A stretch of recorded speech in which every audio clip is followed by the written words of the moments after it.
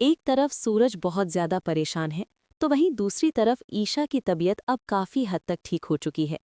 पूरे घर में खुशी का माहौल है। लेकिन इसी बीच एंट्री होती है अदिति के पति अनिल की।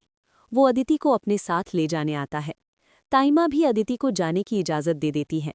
पर ये बात अरविंद अंकल को बिल्कुल भी अच्छी नहीं लगती। उन्हें लगता है कि ताइमा ने अदिति पर बहुत बड़े बड़े इल्जाम लगाए, उसे बुरा भला कहा और एक माँ होकर अपनी ही बेटी के साथ गलत किया। इसी वजह से अनिल और अरविंद अंकल दोनों ही ताइमा से काफी नाराज रहते हैं। वहीं दूसरी ओर बिया का चेहरा उतर चुका है, क्योंकि ईशा अब ठीक हो गई है और सूरज फिर से खुश नजर आ रहा है। सूरज को लगता है कि उसने अपनी गलती सुधार ली है और अब वो आयुष की तरह एक अच्छी जिंदगी जी पाएगा।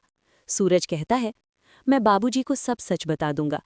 लेकिन ईशा रोकते हुए कहती है, नहीं, तुम नहीं, मैं खुद जाकर बाबूजी को सब बताऊंगी। और जब ईशा बाबूजी को बताती है कि सूरज अब आईएएस बनने की तैयारी कर रहा है, तो बाबूजी एकदम शॉक्ड रह जाते हैं। इधर ये बात बिया और गुलाब सिंह को बिल्कुल भी हजम नहीं होती।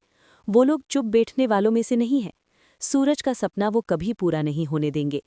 उसी बीच वो अनिल को अदिति के साथ जाते हुए देख लेते हैं और एक खतरनाक साजिश रचते हैं।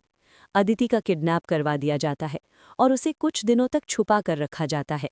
फिर एआई की मदद से झूठे और गलत वीडियो बनाए जाते हैं।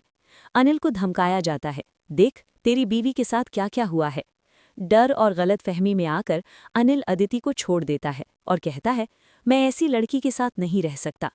अदिति पूरी तरह टूट जाती है, बहुत ज्यादा परेशान हो जाती है और आखिरकार घर वापस लौट आती है। लेकिन घर में ताइमा फिर से उसे ताने मारने लगती हैं।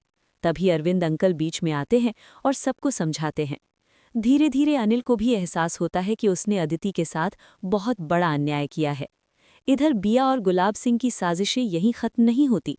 जब सूरज और ईशा पहली बार कोचिंग जाने निकलते हैं, तो उनका एक्सीडेंट करवाने की कोशिश की जाती है। लेकिन किस्मत साथ देती है, एक्सीडेंट नहीं होता और सूरज कोचिंग पहुंच जाता है। सूरज मेहनत से पढ़ाई करता है और एग्जाम देने जाता है। लेकिन वहीं एक और साजिश, एग्जाम हॉल में सूरज को झूठे आरोप में फंसा दिया जाता है। उस पर नकल का इल्जाम लग जाता है और उसे एग्जाम से बाहर निकाल दिया जाता है। लोग कहते हैं, तू तो गुंडा है, गुंडा ही रहेगा। ये सुनकर सूरज टूट जाता है। गुस्से और दर्द में ईशा से कहता है, देख लिया नतीजा ईशा जी, मैं चाहे जितना भी बदलने की कोशिश करूं, ये लोग मुझे गिरा ही देते हैं। लेकिन ईशा हिम्मत देती है और कहती है, कोई बात नहीं सूरज, हम इस बार भी सच्चाई सामने लाएंगे। पता करेंगे कि तुम्हें किसने और क्यों फंसाया।